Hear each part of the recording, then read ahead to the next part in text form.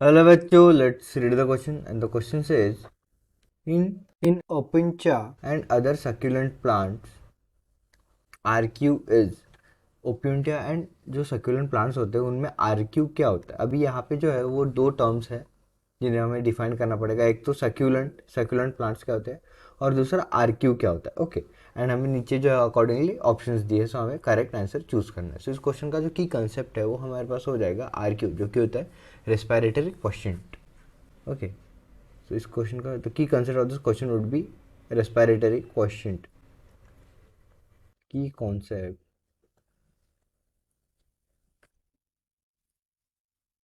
of this question would be respiratory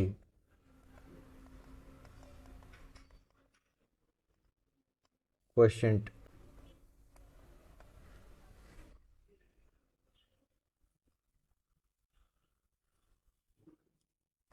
respiratory question.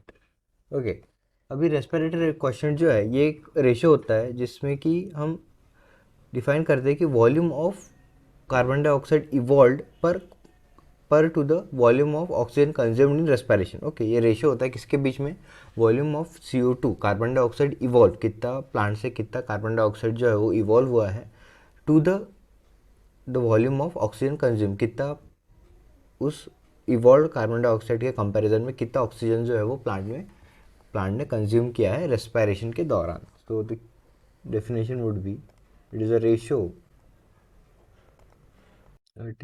Ratio between between the volume of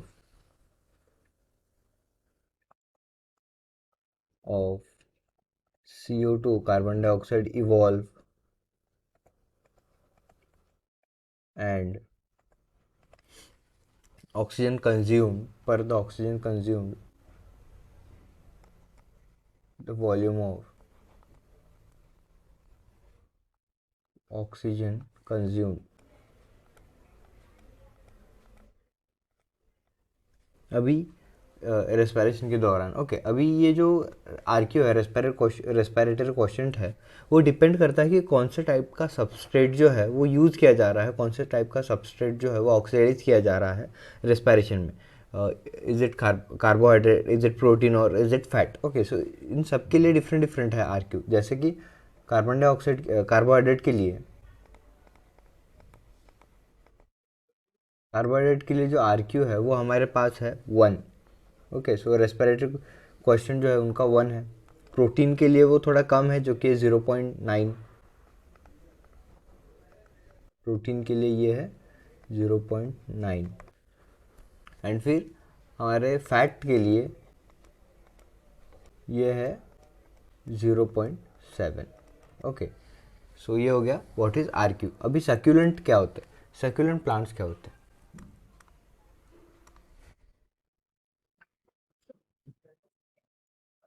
succulent ऐसे plant जिनमें जो leave stems and जो parts होते हैं उनके वो बहुत थिक होते हैं एंड वो जो है वो बहुत सारा पानी स्टोर कर सकते हैं। ओके, जैसे कि cactus plants which has thick leaves, thick stems, thick part plants which have thick leaves and stems which has thick leaves and stems and can store a lot of water, a lot of water। जो है ये इनके surface जो है, ये succulent plant जो है इनके सरफेस पे, इनके आउटर सरफेस पे जो है एक वैक्सी लेयर होती है जिसकी वजह से जो वाटर लॉस है वो कम होता है। Have a waxy layer, have a waxy layer. Example अगर हम देखें तो इनका एग्जाम्पल होता है cactus.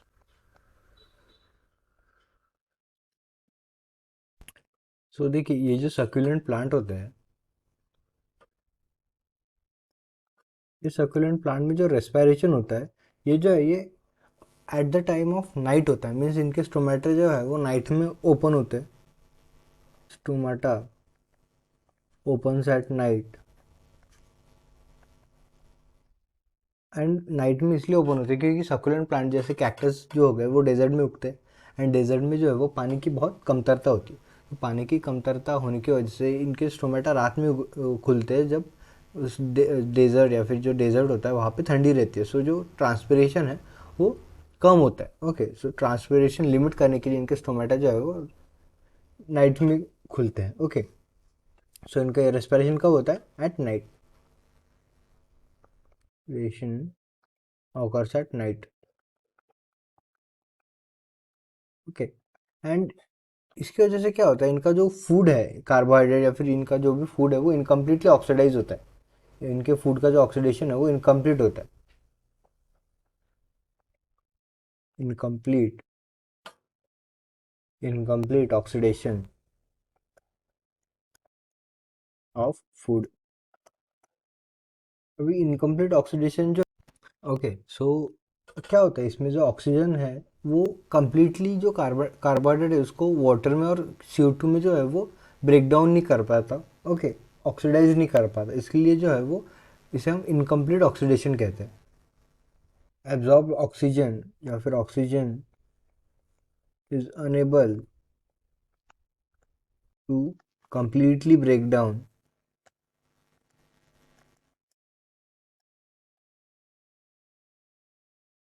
the source, completely break down the carbohydrate